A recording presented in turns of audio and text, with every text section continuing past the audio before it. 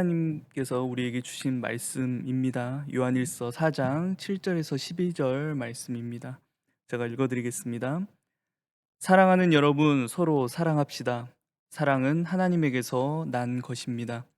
사랑하는 사람은 다 하나님에게서 났고 하나님을 압니다. 사랑하지 않는 사람은 하나님을 알지 못합니다. 하나님은 사랑이시기 때문입니다.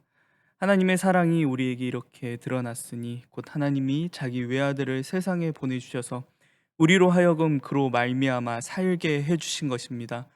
사랑은 이 사실에 있으니 곧 우리가 하나님을 사랑한 것이 아니라 하나님이 우리를 사랑하셔서 자기 아들을 보내어 우리의 죄를 위하여 화목 제물이 되게 하신 것입니다. 사랑하는 여러분, 하나님께서 이렇게까지 우리를 사랑하셨으니 우리도 서로 사랑해야 합니다. 지금까지 하나님을 본 사람은 없습니다. 그러나 우리가 서로 사랑하면 하나님이 우리 가운데 계시고 또 하나님의 사랑이 우리 가운데서 완성된 것입니다. 우리 8절 말씀 여러분들 있는 그 자리에서 여러분들의 목소리로 함께 읽어보겠습니다. 시작. 사랑하지 않는 사람은 하나님을 알지 못합니다. 하나님은 사랑이시기 때문입니다. 2021년도 지혜를 찾는 그 여정 가운데 우리 함께 동행하고 있는 제일성민교회 중고등부 학생들 반갑습니다. 오늘 하나님은 어떤 분이신가에 대한 마지막 부분이죠. 오늘 말씀 본문과 또 설교 제목에 힌트가 있었습니다. 하나님은 어떤 분이시죠? 하나님은 사랑이십니다. 영어 표현으로는 오늘 제목과 같이 God is love였죠. 이 말은 하나님 이퀄 곧 사랑이라는 것입니다. 우리는 하나님을 여러 가지 사랑과 대입해서 이야기할 수 있죠. 하나님은 우리에게 무한한 사랑을 베푸시는 분이야. 하나님은 사랑이 가득하신 분이야. 그런데 그것뿐만 아니라 하나님은 사랑 그 자체라는 말입니다. 이전에 우리가 3주에 걸쳐서 함께 나눴던 하나님의 모습들이 있었습니다. 무엇이었죠? 여러분들 기억하고 계실까요? 여러분들 오늘 여러분들에게 문제 한 가지 낼까 합니다. 우리가 지난 3주에 걸쳐서 나누었던 하나님의 모습들을 여러분들 이 예배 마치고 저에게 카톡으로 보내주시기 바랍니다. 그럼 제가 기프티콘을 여러분들에게 쏘도록 할게요. 여러분들 기억하고 계실 텐데 너무 쉬운 문제인데 제가 여러분들 그동안 말씀 잘 들었는지 한번 확인차, 또 여러분들도 말씀 다시 한번 기억해 보는 차 해서 여러분들 이 예배 마치고 저에게 지난 3주에 걸쳐 나눴던 하나님의 모습들을 저희에게 어떤 하나님이신지 저에게 보내주시기 바랍니다. 그 이전에 우리가 3주에 걸쳐 함께 나눴던 그 하나님의 모습들은 하나님의 사역, 즉 하나님께서 하시는 일과 관련된 부분이었어요. 오늘 우리가 함께 나눈 하나님은 사랑이라고 할 때 이 사랑은 하나님께서 이전에 하셨던 그 모든 사역의 동기가 되는 그 중심입니다. 하나님은 사랑이시기 때문에 이전에 그 일들을 행하셨던 분입니다. 이 사랑은 성부, 성자, 성령, 삼위일체 세 분이신데 한 분이신 하나님 관계의 중심이 되고요. 이 삼위일체 언젠가 여러분들과 또 시간을 마련해서 함께 나눌 수 있기를 바랍니다. 성부, 성자, 성령 세 분 하나님이 한 분 하나님이시다라는 이 말씀은 인간이 만든 개념이 아닙니다. 성경에서 이야기하고 있는 개념이고요. 그래서 인간의 이성으로는 완벽히 이해하는데 좀 한계가 있다라는 것을 말씀드립니다. 아직 제 실력이, 아직 제 말씀을 보는 또 묵상하는 것들이 부족한 것도 있고요. 지금은 이 세 분 하나님께서 사랑이라는 이 하나의 연결점으로 하나가 되어 계신다라는 것만 여러분들 아시면 됩니다. 사랑이신 하나님께서, 그 세 분 하나님께서 이 세상을 사랑으로 창조하셨습니다. 전에 지혜가 이 창조의 도구라는 것을 말씀드렸어요. 사랑이 어떤 기본적인 숫자들이라면 지혜는 그 숫자를 잘 활용할 수 있는 수학 공식과 같은 것이라고 말씀드릴 수 있을 것 같아요. 우리가 아무리 많은 수학 공식을 안다라고 해도 기본 숫자라는 개념을 모르면 그 공식이 아무 소용없듯이 우리가 아무리 지혜롭다고 한다고 해도 우리 안에 사랑이 없다면, 우리가 사랑을 모른다면 아무 소용이 없다라고 이야기할 수 있습니다. 사랑이신 하나님께서 우리 인간을 특별히 사랑하심으로 창조하셨습니다. 하나님께서 피조물인 인간을 사랑하신다라는 이 개념은 하나님께서 다른 종교에서 이야기하는 그 신이라는 존재들과는 분명히 다른 분임을 알려주는 사실입니다. 성경이 쓰였던 그 이스라엘과 같은 문화권에 있지만 다른 창조 설화들을 가지고 있는 어떤 바벨론이나 또 이집트 등의 그 창조 이야기는 이 창세기에 쓰인 창조 스토리와는 굉장히 다르 어, 많은 부분에서 다르지만 또 비슷한 부분도 있습니다. 그런데 가장 큰 차이점은 인간을 어떻게 대하느냐에 따라 다릅니다. 다른 종교의 신들은 사실 인간에게 그렇게 큰 관심이 없습니다. 그 신들은요, 그들은 그들 자신을 위해, 그들의 편의를 위해 인간을 창조합니다. 그래서 그 인간을 도구로 사용하는 거죠. 그래서 노예로 사용하거나 아니면 어떤 심부름꾼 그런 도구로 사용합니다. 그런데 성경은 이와 같은 것을 이야기하고 있죠. 하나님께서 6일간 천지를 만드신 후에 하나님께서 자신의 형상과 모양을 닮은 인간을 창조하셨다라고 말입니다. 이 사실은 모든 창조의 절정이 인간이라는 사실을 우리에게 알려줍니다. 그리고 그 인간에게 다스림의 명령을 줌으로써 인간이 창조의 가장 중요한 주제라는 사실을 우리에게 알려준다라는 것입니다. 성경은 인간이 하나님의 형상과 모양을 따라 창조되었다라고 이야기하고 있어요. 이 말은 사랑으로 하나이신 그 삼위일체 하나님과 같이 인간도 사랑으로 관계 맺는 존재라는 그것으로 지음받았다라는 이야기가 됩니다. 그래서 한 부모에서 태어나지 않았지만 피로 연결된 사이는 아니지만 사랑의 관계로 맺어진 그 부부를 우리는 일심동체라고 부릅니다. 인간은 하나님을 비롯해 이웃과 또 하나님께서 만드신 모든 창조 세계와 피조 세계와 사랑이라는 관계를 이루며 살아야 하는 존재입니다. 그런데 이 관계들이 완전히 망가지고 부서지는 사건이 일어났죠. 무슨 일이죠? 인간의 불순종으로 죄가 이 세상에 들어온 사건이었습니다.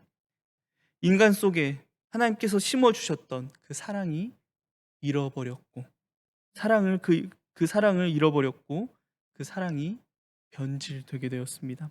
죄가 이 세상에 들어옴으로써 사랑으로 이루어져야 하는 모든 관계가 완전히 산산이 부서지게 됩니다.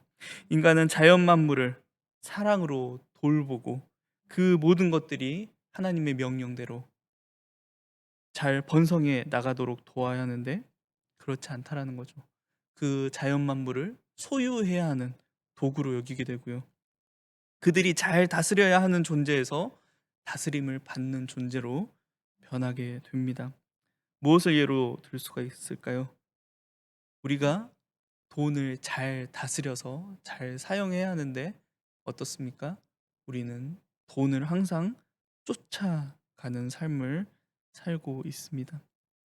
또 인간과 인간의 사이가 사랑을 바탕으로 서로가 가진 장점과 능력으로 돕는 존재로 그렇게 나아가야 하는데 그렇게 되는 존재가 아니라 서로 폭력으로, 억압으로, 압제로 지배하는 사이가 되어버립니다. 하나님을 닮은 사랑이 아니라 변질된 사랑으로 서로 사랑이라는 이름으로 변질된 사랑이라고 우리는 그것이 사랑이라고 믿고 사랑하며 살고 있습니다. 그리고 가장 심각한 문제가 남았죠. 죄는 우리와 하나님 사이를 갈라놓았습니다. 이전까지 사랑과 또 기쁨으로 하나님을 바라보았던 우리의 눈이 이제 하나님을 가장 두려운 공포의 존재로 바라보게 만들었습니다. 인간은 하나님을 오해하기 시작했고요. 하나님이 어떤 분이신지 알지 못하게 되었습니다. 하나님께서 사랑이시기 때문에 사랑을 잃어버리고 변질된 사랑을 가지고 있는 인간은 하나님을 알 길이 없는 것입니다. 그런데 하나님께서 그냥 우리 인간을 그 같은 상태에 그냥 두셨나요? 아니라는 거죠. 여러분들 너무도 잘 알고 있죠. 인간의 사랑은 변하고 또 없어지기도 하지만 하나님의 사랑은 그렇지 않다라는 것입니다. 하나님의 사랑은 변하지 않고 없어지지 않았습니다. 그래서 하나님께서 구원을 시작하셨습니다. 인간과 사랑으로 언약, 약속들을 계속해서 나가셨죠. 그런데 인간은 또 어떻게 반응하는 거죠? 약속을 지키지 않습니다. 조금만이라도 하나님께서 생명으로 인도하시려고 하면 그들은 하나님의 품을 벗어나 죄로 항상 달려갔습니다. 계속해서 하나님을 배신했습니다.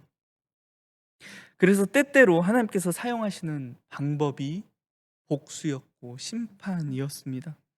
하나님과 인간의 관계를 위해 공의를 세우시는 것입니다. 아이가 정말 잘못된 길로 빠지지 않기 위해 때로는 눈물을 삼키며 혼내시는 부모님과 같이 매를 드실 때가 있다라는 것입니다. 그런데 우리는 그 매의 의미를 잘 알고 있죠. 그 매는 사랑이었습니다. 다시 올바른 길로 오게 하고자 하는, 다시 나에게 돌아오게 만들고자 하는 그 공의의 심판, 이것도 사랑에서 시작한다라는 것입니다. 그래도 인간은 다시 죄로 돌아갔습니다. 또 하나님의 사랑을 버렸죠. 하나님을 차버렸습니다. 하나님이 우리 인간과 같은 사랑을 했다면, 으이그 저것들 진짜 지긋지긋하네, 내가 그렇게 사랑해줬는데 또 나를 배신해 라고 하며 버리시면 되죠. 그 사람을 떠나면 돼요. 새로운 사람을 만나면 됩니다. 그런데 우리의 사랑과 하나님의 사랑은 확실히 다르다는 것입니다. 하나님께서는 그래도 사랑을 포기하지 않으셨습니다. 그래서 택하신 방법이 무엇이죠? 삼위 중 한 분이신 성자 예수님을 이 땅에 보내신다라는 것입니다. 그렇게 사랑하셨던 아들 예수를 보내셨습니다. 제가 삼위일체라고 말씀드렸죠. 예수님의 오심은 하나님 스스로가, 하나님 그분이 이 땅에 오신 것과도 같은 의미입니다. 그래서 그 사랑이 완성된 곳이 어디죠? 그곳은 또 인간이 받았어야 하는 그 배신의 심판, 공의가 이루어지는 곳이기도 합니다. 어떤 곳이죠? 십자가였습니다. 그래서 예수님께서도 그 십자가에 달리셔서 말씀하시는 거죠. 엘리, 엘리, 라마 사박다니. 무슨 뜻입니까? 나의 하나님, 나의 하나님, 어찌하여 나를 버리십니까? 하나님과 사랑으로 한순간도 떨어져 있지 않았던 예수님께서 그 우리의 죄 때문에 하나님과 떨어지는, 하나님께 버려지는 심판을 받으셨다라는 것입니다. 십자가에서 예수님은 인간이 받았어야 하는 심판을 받으셨고, 동시에 하나님은 그분의 아들을 심판하시면서까지 우리에게 하나님은 사랑이시다라고 고백하시는 것입니다. 십자가는 다시 말하면 하나님의 절절한 러브레터이기도 한 것이죠. 그 말씀이 오늘 본문 9절, 10절 말씀 가운데 등장합니다. 9절, 10절 말씀 한번 띄워주시겠어요? 하나님의 사랑이 우리에게 이렇게 드러났으니, 이렇게 나타났으니 곧 하나님이 자기 외아들을 세상에 보내주셔서 우리로 하여금 그로 말미암아 살게 해주신 것입니다. 사랑은 이 사실에 있으니 곧 우리가 하나님을 사랑한 것이 아니라 하나님께서 우리를 사랑하셔서. 그리고 11절 말씀도 보여주시겠어요? 사랑하는 여러분, 하나님께서 이렇게까지 그 예수 그리스도를 십자가에 달리게까지 하시면서까지 우리를 사랑하셨으니 우리도 어떻게 해야 된다라는 거죠? 사랑해야 한다라는 것입니다. 여기에서 사랑은 인간의 방법으로서의 사랑이 아니라는 사실을 기억하십시오. 인간의 사랑은 내가 이익을 더 남겨야만 하는 사랑입니다. 물론 우리는 하나님의 사랑을 감히 흉내낼 수도 없습니다. 그렇기 때문에 하나님께서 우리에게 인간으로서 할 수 있는 사랑의 범위를 정해주셨죠. 무엇이죠? 내 이웃을 내 몸과 같이 사랑하라. 내가 싫으면 남도 싫은 거고요. 내가 힘든 일이면 남도 힘든 일인 거죠. 이 기본적인 것도 우리는 지키지 못해서 억압을 사용하고 폭력을 사용합니다. 왜 오늘날 우리 기독교가 그렇게 비난받고 왜 교회가 그렇게 지탄을 받습니까? 왜 세상의 걱정을 듣고 있나요? 우리가 사랑하지 못해서입니다. 어떤 공동체보다 사랑의 공동체로 남아야 하는데 그러지 못했습니다. 사랑을 우리가 하나님의 사랑을 나누는 공동체가 되어야 되는데 세상의 사랑을 갈구하는 공동체가 되었다라는 것입니다. 교회는 세상의 사랑을 얻는, 세상의 사랑을 받는 어떤 매력을 가지는 공동체가 아니라요. 하나님의 사랑이 회복되는 공동체입니다. 여러분들에게 이 말씀을 드리면서도 마음이 정말 무겁습니다. 제가 여러분들, 그리고 우리가 그 사랑의 좋은 본이 되어야 하는데, 제가 여러분들에게 사랑의 본이 되어야 하는데 그렇지 못해 너무도 미안합니다. 이 말을 하는 중에도 하나님께서 계속해서 제 마음을 치고 계세요. 너 지금 사랑하고 있니? 너 너희 양들 사랑하고 있니? 사랑하지 못해 미안합니다. 그래서 기도하며 하나님께 더 간구하며 여러분들 사랑하기 위해서 더 노력하겠습니다. 오늘 이 말씀 여러분들 마음에 담으시면서 우리 공동체가 정말 사랑으로 사랑하면서 하나님을 이 세상에 보여줄 수 있는, 정말 사랑을 우리가 완성해 나갈 수 있는 그런 공동체가 될 수 있기를 진심으로 소망합니다. 우리 함께 오늘 말씀 기억하시면서 함께 기도하겠습니다. 하나님, 오늘 학생들과 하나님은 사랑이시다라는 기쁜 사실을 전하면서도 한편으로는 마음이 너무도 무겁습니다. 우리 교회들이 세상에서 그 사랑을 이루지 못하고 보이지 못한 현실 앞에, 하나님 앞에 너무도 부끄러운 모습으로 이 자리에 섰습니다. 하나님의 사랑이 회복되는 우리 교회들 되게 하옵소서.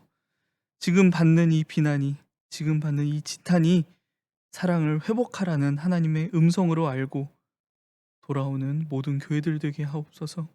그 회복의 중심에 우리 중고등부 공동체가 있게 하시고 이 사랑이 사라진 세대 하나님의 사랑을 전하고 하나님의 사랑을 완성하며 하나님을 보일 수 있는, 그 하나님의 사랑의 본이 될 수 있는 우리 중고등부 공동체 될 수 있도록 주님 붙잡아 주시옵소서. 감사드리며 예수님의 이름으로 기도드립니다. 아멘. 광고하겠습니다. 여러분들 언제든지 기다리고 있으니까 필요하면 어떤 시간이든지 여러분들의 소식 저에게 들려주시기를 부탁드립니다. 나누고 싶은 기도의 제목들 저에게 주시면은 제가 열심히, 큰 도움은 안 되지만 그래도 하나님 앞에 열심히 간구하도록 하겠습니다. 여러분들 나눠드린 공과 꼭 해주시고요. 또 오늘 제가 우리 설교 중에 잠깐 이벤트 가졌었죠. 여러분들 그 3가지 하나님의 모습들 저에게 꼭 카톡으로 보내주시기 바랍니다. 오늘 주기도문, 오늘 예배 주기도문으로 마치겠습니다. 하늘에 계신 우리 아버지여, 이름이 거룩히 여김을 받으시오며 나라가 임하시오며 뜻이 하늘에서 이루어진 것 같이 땅에서도 이루어지이다. 오늘 우리에게 일용할 양식을 주시옵고 우리가 우리에게 죄 지은 자를 사하여 준 것 같이 우리 죄를 사하여 주시옵고 우리를 시험에 들게 하지 마시옵고 다만 악에서 구하시옵소서. 나라와 권세와 영광이 아버지께 영원히 있사옵나이다. 아멘.